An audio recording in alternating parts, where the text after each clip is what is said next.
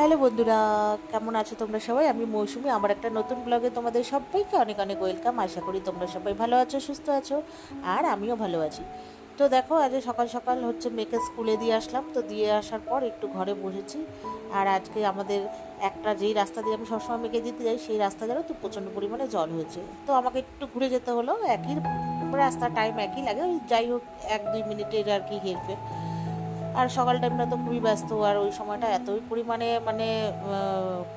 দৌড়াদৌড়ি করতে হয়, তখন কোনো কিছুই ভালো লাগে না।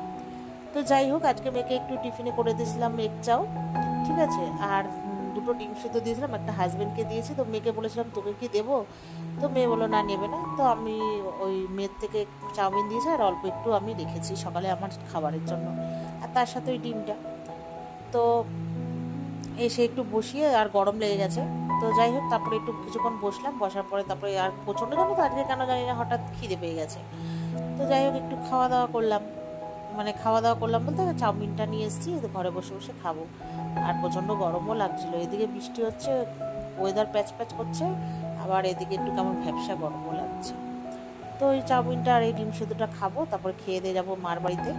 তো এই যে মার বাড়িতে চলে এসেছি, আর ভিডিও করিনি, রাস্তাঘাটে যা অবস্থা, কি আর ভিডিও করবো।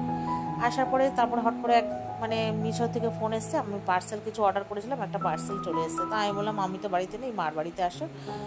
তো মিশো মোটামুটি যেহেতু এখন অনেক কিছুই নেওয়া হয়, ওরা জানে। তো এসছে, লোকটা দিল, তাই ওই সব 3-4 রকমের সিস অর্ডার করেছিলাম, তো সেটাই এসছে।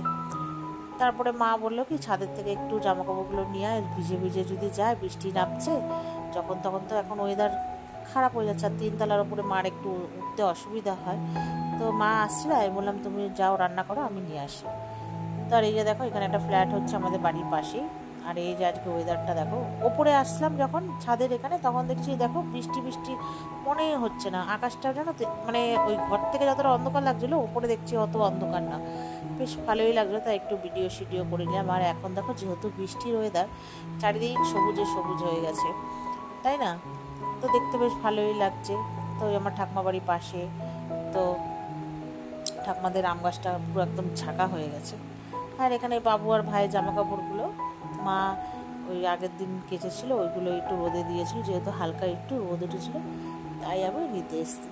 আমিও আসি না সিঁড়ি ভেঙে, আমার নিজের বাড়ির সিঁড়ি ভাঙতে ইচ্ছা করে না, পুড়ে আর কি।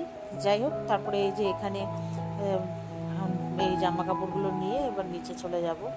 তো মা বললো যা শুকিয়েছে, আর ফ্যানের তলায় দিয়ে দেবো, শুকিয়ে যাবে। তো আমি সেই জন্য এগুলো তুলে নিয়ে এবার যাব। আর আজকে তো তোমার বৃষ্টি এই হচ্ছে। আবার প্রথমে দেখলাম ঝিরিঝিরি পড়ছিল, তারপরে দেখলাম কমে গিয়ে আবার রোদ উঠছিল, ওই জন্য মা আর কি ভয় পাচ্ছিল। তবে চলো এখন নিচে যাই, নিচে গিয়ে না একটু চা খাবো, কারণ চায়ের পিপাসা পেয়ে গেছে। বাড়িতে যেহেতু চাটা ওই সকালের দিকটা খুব ঠিক মতো খাওয়া হয় না, যে তখন তো খুব ইমার্জেন্সি, দৌড়াদৌড়ি করতে হয়, মেয়ে বর দুজনেই বেরোবে, আর মেয়েকে আমাকে বাসে তুলে দিতে হবে, সেই জন্য আর কি। তো ওই জন্য মা বলেছিল ঠাকুর ঘর থেকে ঠাকুরের বাসনটা নামিয়ে বাসনটা একটু নিয়ে আসিস, নিচে এনে রাখবো, মা পরের দিন সকালে আর কি ধোবে। আর মা বারবার না ওপরে নিচ করতে পারে না, বোঝোই তো এখন বয়স হচ্ছে, আর হুটফুট করে উঠতে পারে না, উঠতে গেলে একটু পায়ে ব্যথা ট্যাথা করে, ওই আর কি। তো আমি একবারে নিচেই নিয়ে গেলাম, মা যখন আবার সন্ধ্যে দিতে আসবে তখন একবারে নিচে নিয়ে যায়। তো আমি বাসনগুলো নিয়ে গেলাম, মা পরের ধূপকাঠি আর ঘটিটা দেখিয়ে নিয়ে চলে যাবে। তো যাই হোক, এবার নিচে যাব। তো নিচে গিয়ে তারপরে খাবো চা।